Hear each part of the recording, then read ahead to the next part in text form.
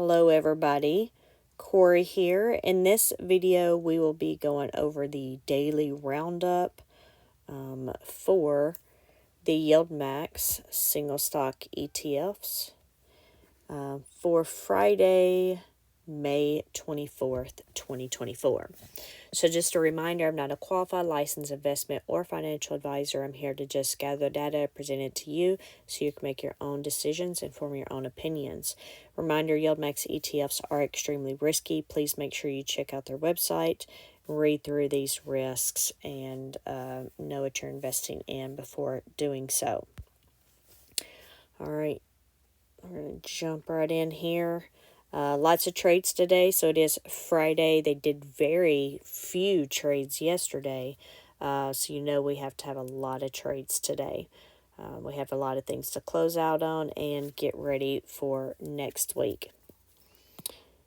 Make that one just a little bit bigger there. All right.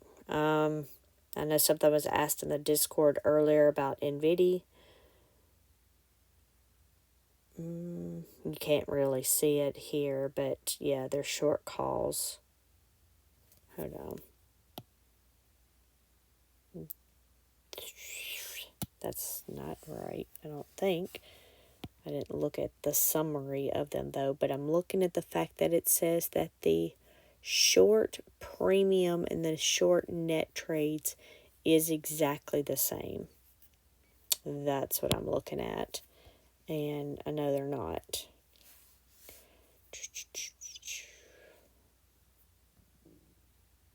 Was it NVIDIA then?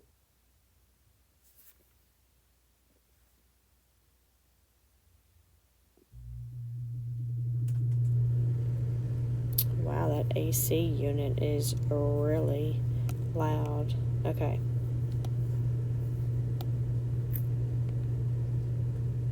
You know what? It wasn't NVIDIA, it was Coney. Sorry. It was Coney here that paid, had to pay a bunch. Yeah, it was at $26.8 million. There it is. You can't see the whole amount they paid out because they did get premium for the new one, so it shows negative 20 million. But yeah, so to look at some of those here, I knew that was a significant one. Somebody mentioned something about it also. Of course, the overall trades ended up being 2.6 million, but they brought in almost 6.6 million in premium for the short calls. However, their net calls or net short calls for today was negative 20.2 million. And then, of course, they had to roll their synthetics probably to a different strike price, but for the same date, bring it so they could bring some money in to pay for the short calls. So they brought in 22.8 million. I haven't gone over the trades and holdings yet. I haven't done that video yet, so I can't speak too much in detail to all of those because I haven't truly looked at them except for this one because somebody had asked about it. And this is actually going to be wrong because I didn't do this. I failed to do that earlier. I'm just going to clear this one out as well while I'm thinking about it. All right. So then we're going to move on here. Here's where you'll need to pause your video or screenshot if you want to, take a little bit of time to look at some of these. But we have the net assets for all of them. We have the outstanding shares for all of them. Now, these are all of the YieldMax ETFs, all of them.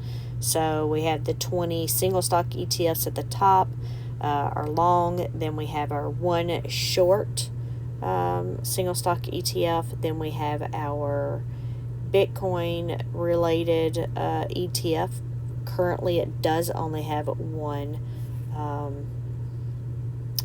underlying, but and it may be they may still not have any options on other Bitcoin related things, so I don't know.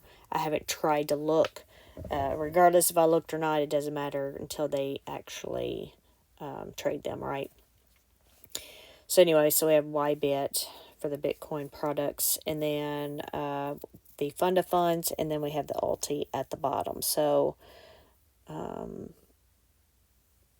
So there's 25 here. I think I've counted them every day because I can't remember. There's 25 total here. And then when I heard Panda today, I'm pretty sure it was today, that he had mentioned something about YieldMax May 22nd or something had filed for 20 or 22 more ETFs. Oh my goodness. I was a little shocked. Of course, some of them I could have sworn, we'd already mentioned before, maybe not, but I don't know. We'll see. It's going to make this list a lot longer, along with the videos. But anyway, sorry. Let's move on. So we have the current stock price or close stock price for today, the NAV, and the difference between those if you want to see this data. But I'm going to move on. And then we have here our change from yesterday and today, along with those prices and our change. So I can't remember. Yeah, so I guess we were green today. The S&P was 0.7% and the NASDAQ was 0.99%. I don't know. I wasn't really paying that much of attention. I mean, I don't know. I had my podcast on and then I cut it off. And I don't know. I guess I just didn't listen too much of it today. But AMDY was up 62 cents or 4%. Apple up 34 cents, 2%. Coney was up 82 cents or 4%. Phoebe was up 61 cents or 3%. I guess I shouldn't have read the twos. There's too many twos. Misty was up $2.27 or 7%. Tesla was up 3%, 46 cents.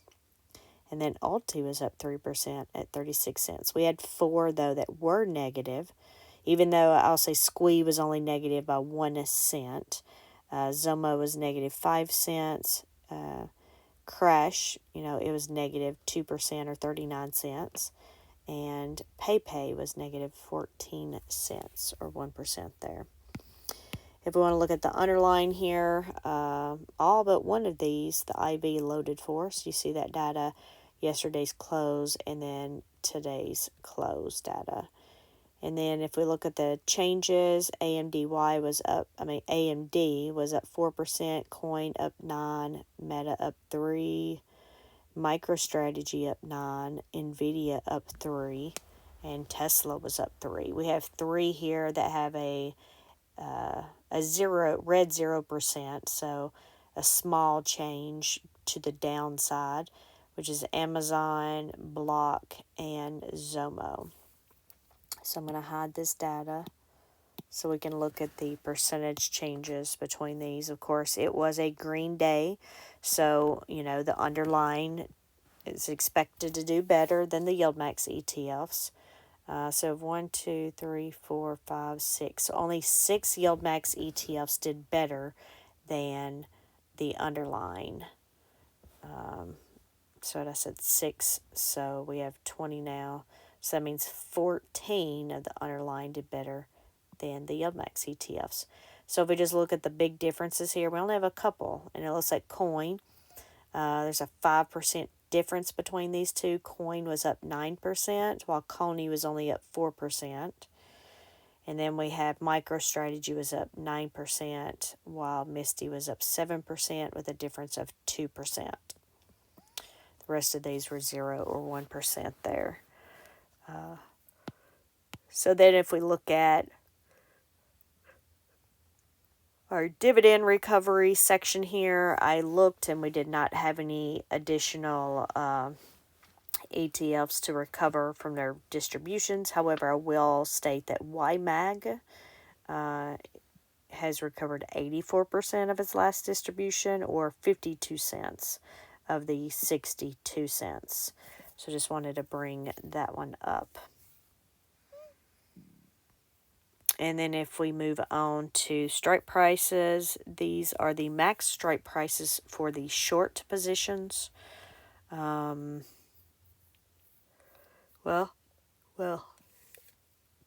It is Friday, and we are going into next week, so thank goodness we don't have any that are over their max strike price already. However, I think last week we did go into the week, or the last week or two, at least one of them went in on a Friday already in the hole, or already, above the strike prices for the next week.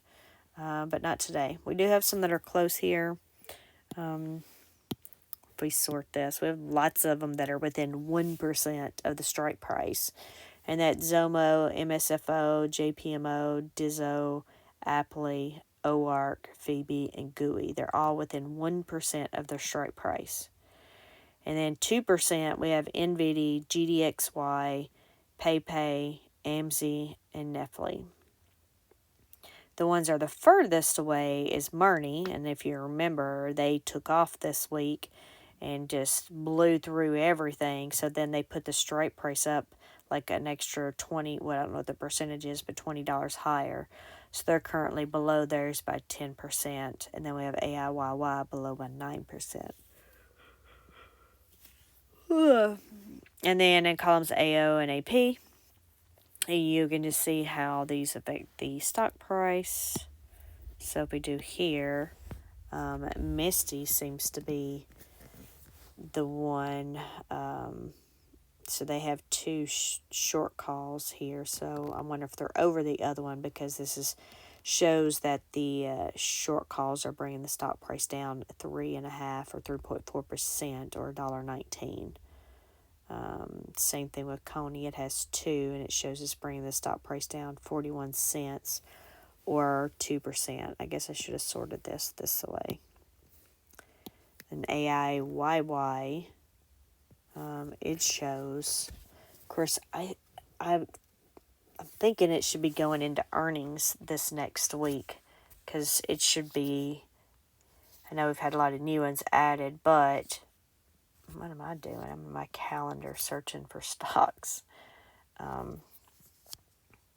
It's the only one I believe that hasn't done earnings, because it is usually last. So earnings May 29th post-market.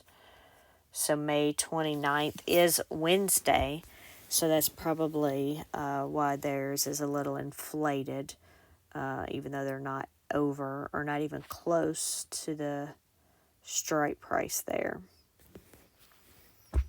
All right, we're going to move on to the synthetic positions. So for these synthetic positions, we're wanting the stock price to be above these. And as you can see, most of these are not. Like they were getting back up. But then we had Thursday happen.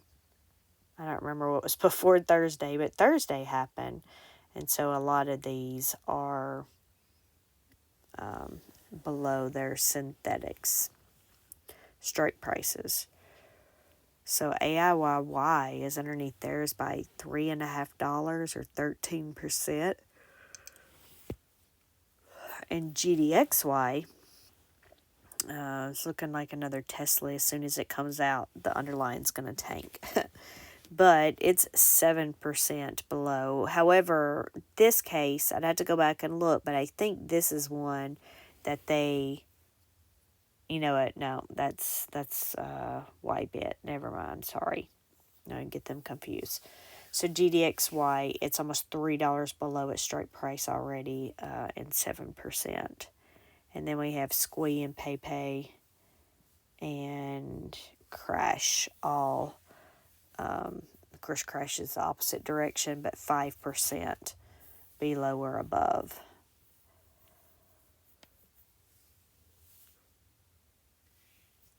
I say that I should have done those separately, because I don't want anybody to get confused. But Squee and PayPay, those underlying stock prices are 5% below the strikes, and Crash, the strike price is 170 and the stock price is 5% above that strike price. Anyway, if we go on over, you can see the second one for those couple that have 2 synthetics, and then we have how they affect the stock price. So, my goodness, with all this yawning, I may not be able to do the trades and holdings tonight. AIYY here, shows that the synthetic is bringing the stock price down $1.62 or 14%. GDXY synthetics bringing it down 7% or $1.29, and then PayPay and Squee, it's bringing them down almost 5%, 82 and 91 cents a share.